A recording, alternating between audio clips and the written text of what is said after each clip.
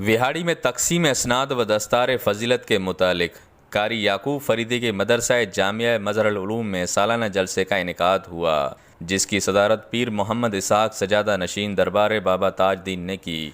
जलसे से खिताब करते हुए जामिया गौसिया फरीदिया साहिवाल के प्रिंसिपल मौलाना अजहर फरीद ने कहा कि इल्म नूर भी है और रोशनी भी, जिससे खुदाई मार्फत हासिल होती है।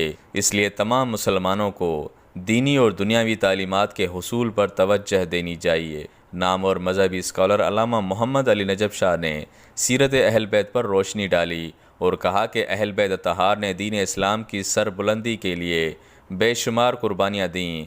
मुहतरम मदरसा और अमीर जमायत अहल सुन्नत विहाड़ी कारी याकूब फरीदी ने कहा कि आज का जलसा दस्तार फ़जीलत तालिबान इस्लामी की शान व शौकत का भरपूर मज़हर है।